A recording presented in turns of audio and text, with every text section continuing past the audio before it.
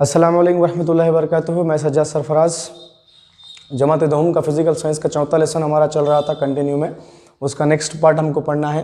Last part में शुआए खाके देखिए अदसों से बनने वाले, इसमें हमको अदसे का ज़ाब्ता लेंस फार्मूला हमको पढ़ना है।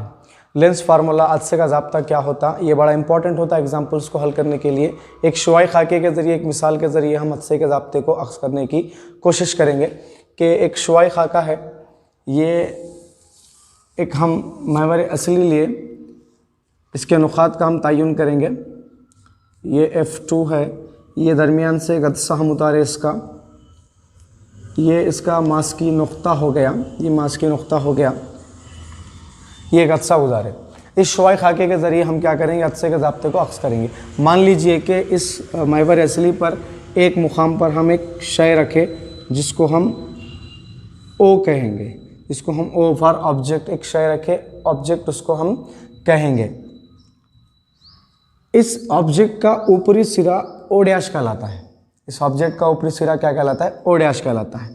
अब इस O डैश से एक शुआ महवर असली के मुतवाज़ी सफ़र करेगी, इस तरह से गुज़र जाएगी, इस तरह से सफ़र करेगी और वो अदसे के एक मुकाम पर जाकर रुकेगी। इस नुक्ते को हम P डैश बोलेंगे और ये जो दरमियान का होता है जिसको मनाजिर मरकज़ हम P कहते हैं, ये आपको मालूम ही है। अब यहाँ पर टकराने के बाद ये शुआ इस मास की नुक्ते से गुज़रते हुए इस तरह से सफ़र करेगी, राइट। अब यहीं से निकलने वाली शुआ, इस O ऑब्जेक्ट से निकलने वाली शुआ मनाजिरी मरकज़ पे सफ़र करेगी, इस नुक्ते को हम P बोलेंगे।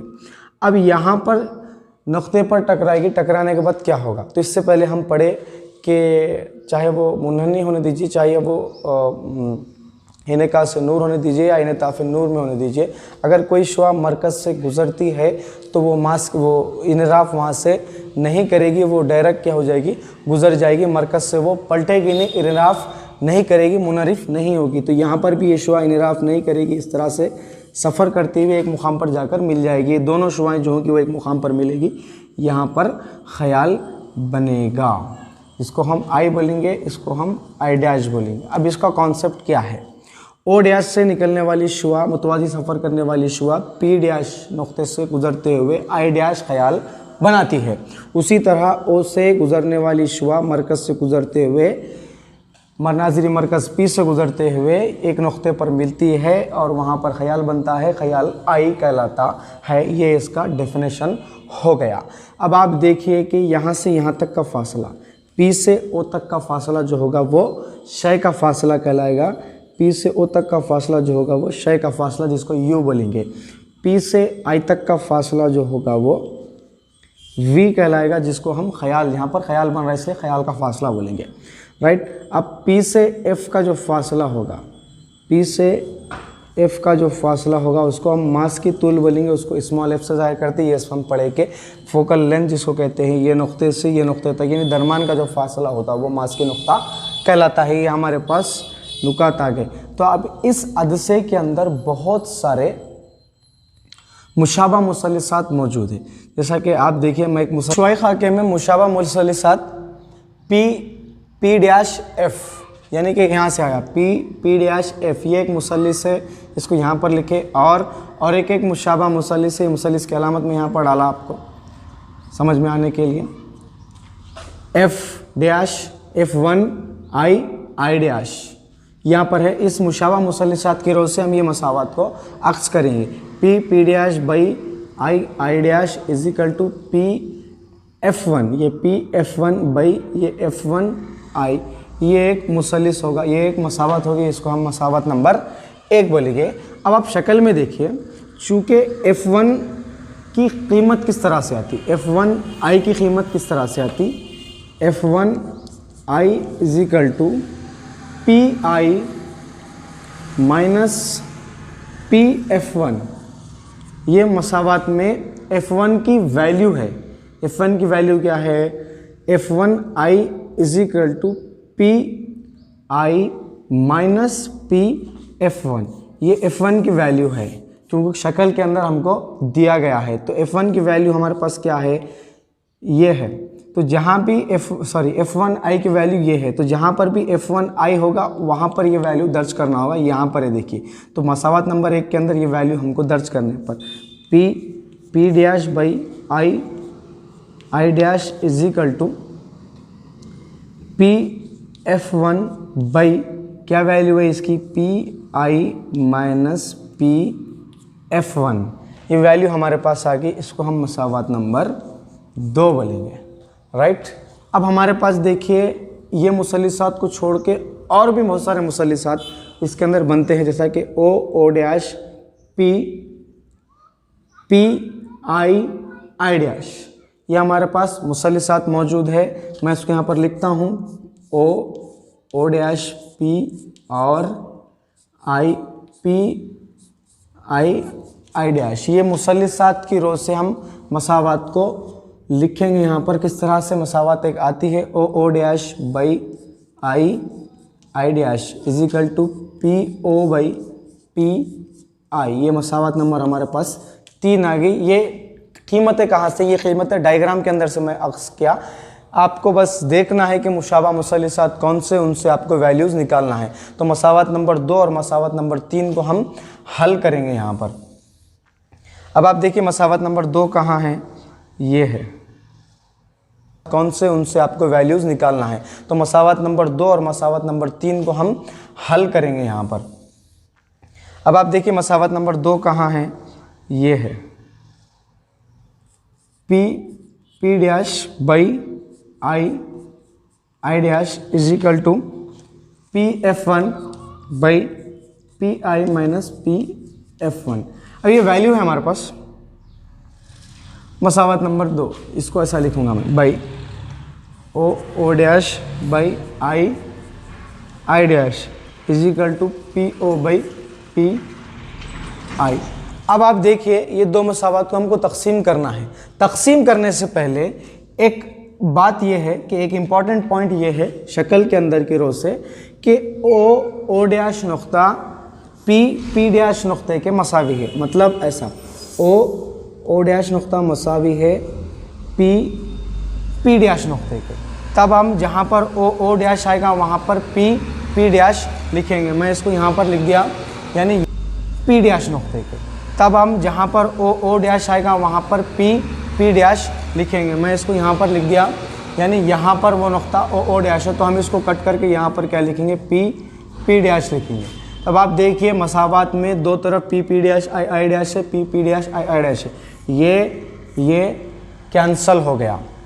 हम po बाई हमको हासिल क्या हुआ, जो बचा वो हम यहाँ पर लिख दे रहे, pi माइनस pf1। ये हमारे पास मसावत बाकी की कटने के बाद, तकसीम होने के बाद ये मसावत हमारे पास आ गई है। अब आप देखिए कि ये मसावत हमारे पास मौजूद है। हम क्या करेंगे, मसावत को पलटा देंगे। मसावत को पलटाने पर, मसावत को पलटाने पर तो pi बटा हुआ po हो जाएगा और pi माइनस pf1 ऊपर आ जाएगा, pf1 नीचे आ जाएगा, राइट। तो अब आप देखिए यहाँ पर इनका जो नसब नुमा है pf1 है, तो हम ये नसब नुमा को दो शुमार को लेने के साथ अलग अलग लिख देंगे। pi by po is equal to pi by pf1 minus pf1 by pf1। अब आप देखिए शुमार कुनिंदा और नसब नुमा में दो भी सेम है, तो ये दो भी कट जाते, बचता एक। तो इसको मैं इस तरह से एरो का निशान डाल के बाजू में लिख रहा हूँ, pi बटा हुआ po का po मसावी है pi बाई pf1 माइनस 1। अब ये हमारे पास कीमत मौजूद है, ये वैल्यू हमारे पास मौजूद है। तो अब ये वैल्यू के अंदर, ये मसावत के अंदर आप देखिए दो भी तरफ मसावत के दोनों जानिब शुमार कुनिंदे में pi है, शुमार कुनिंदे में भी pi है, इसमें भी और उसमें भी। तो हम क्या करेंगे, इस मसावत को pi से तकसीम करने पर हम इसको यहाँ पर लिखेंगे। मसावात को, दी गई मसावात को पी आई से तकसीम करने पर, अब उसको पी आई से तकसीम करें तो पी आई कैंसिल हो जाता, ऊपर का पी आई कैंसिल हो जाता, बच जाता एक by P O is equal to, ये पी आई को कैंसिल करो, 1 बाई पी F1 माइनस, अब यहाँ पर एक ही है, पी आई नहीं है चूंकि हम पूरी मसावात को कर रहे, तो यहाँ पर बटावा पी आई लिखेंगे इस तरह से, माइनस 1 पी आई, ये हमारे पास मसावात आ गई। अब आप देखिए P O P F P I, यहाँ पर हम शुरुआत में ये पी ओ जो था वो ख़याल का सही का फासला था, पी आई जो था वो ख़याल का फासला था, और पी एफ की जो वैल्यू थी वो पी एफ की वैल्यू जो है वो मास की नुक्ता है।